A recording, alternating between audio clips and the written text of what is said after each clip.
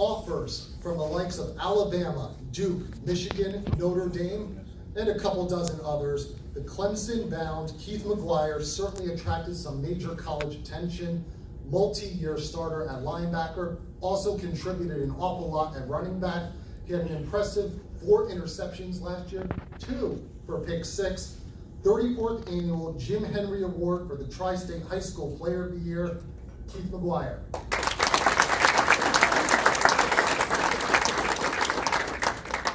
Also coming in this evening, someone who is certainly no stranger to Philadelphia sports fans. 6 straight winning seasons in Kansas City. This past year, 12-4 record was 3rd best in the NFL. The mastermind behind the league's top-ranked total offense. His 3rd time winning this award. Andy Reid is clearly one of the top head coaches of his generation. I think we should probably dust off the bust for Canton already. The 30th annual Earl Greasy Neal Award for Professional Coach of the Year. I gave it away, Andy Reid.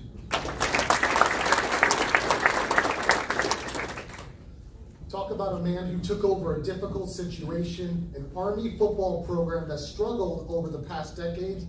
Well, their pushovers no more. An 11-2 record, number 19 finish in the polls this past year. The program's first top 25 finish since 1996.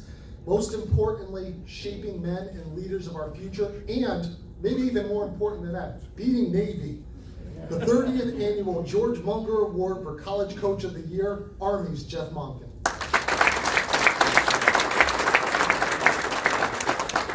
And I should make a note, that's beating Navy twice in a row now. 3 times, I'm sorry. I always make one mistake, and that's not a good one to make around here. A Pro Bowl, named NFC Player of the Year, Eagles Hall of Fame. A legendary player and athlete in Philadelphia sports history, perhaps unparalleled. Ambassador for the game of football, whether it's under the bright lights of big-time playoff games or simply playing with kids at the high school and college level or in his front lawn. A man who loves the game loves him, and Philadelphia loves him. 29th annual Francis Red Bagnell Award for contributions to the game of football, the one and only Ron Jaworski.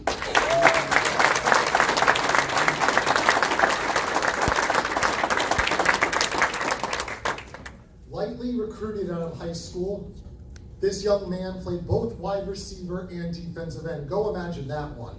The narrative was written about him, but he changed it entirely.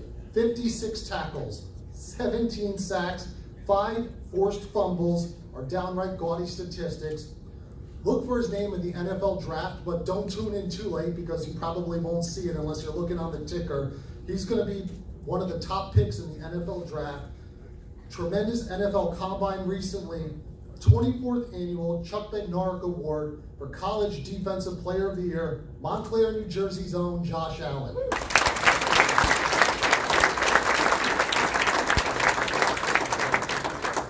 A 10-0 record, including 7-0 in the Ivy League. Princeton is now a juggernaut of the conference. Behind a dominant defense, the Tigers paced the Ivy League with 470 points scored. That's not a mistake. 470 points scored. Also not a mistake, 9 players who made the first team all Ivy League and a graduation rate that's off the charts. 21st annual Andy Talley Tri-State Coach of the Year Award, Bob Serace.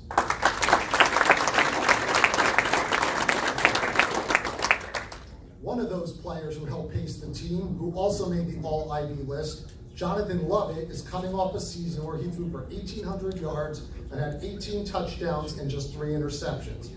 Perhaps most impressive, in 2017, he missed the entire season due to injury. That's not a bad comeback season. Look for his name on an NFL roster not too far from now. The 18th annual Brian Westbrook Tri-State Player of the Year, Jonathan Lovett.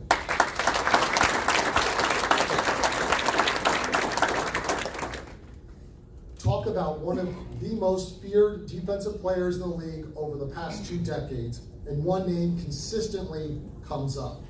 13-time Pro Bowl selection, accrued over 2,000 career tackles and 41.5 sacks.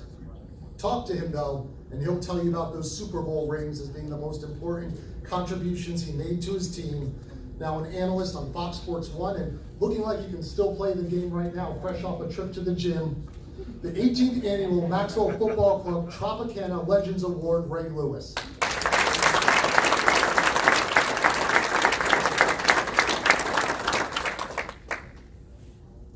Watch the highlights of this wide receiver, and it's easy to see why most scouting services had him as the top player in California and one of the best players in the nation. With good size, great frame, and explosiveness in the open field, he has a skill set that is truly unique. Texas is getting quite a player, and I think, looking at him right now, maybe we could draft him in the first round right now. The 18th annual Maxwell National High School Player of the Year, Offensive Player, University of Texas, Brew McCoy.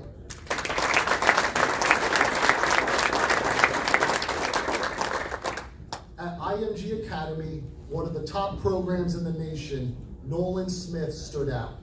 Something that's no easy task on what was really a loaded roster. 5-star recruit and All-American, Smith was the top defensive end in the nation. He's long, can put on some more muscle, and this production certainly matches the hype. Georgia's getting a good one here, and the 18th annual Maxwell National High School Player of the Year, Defensive Player, Nolan Smith.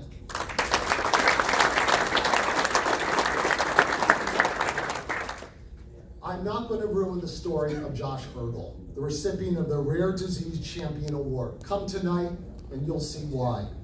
I understand the presentation is going to be moving and is going to be uplifting, which is everything that this man is about. What I will share is that the Austin Peay offensive line coach loves the game of football, loves his family, and loves to help others. He's a tremendous coach, recruiter. You talk to anyone around him, he's even a better man. His love for the game is only beaten by his love for his beautiful and amazing family. Rare Disease Champion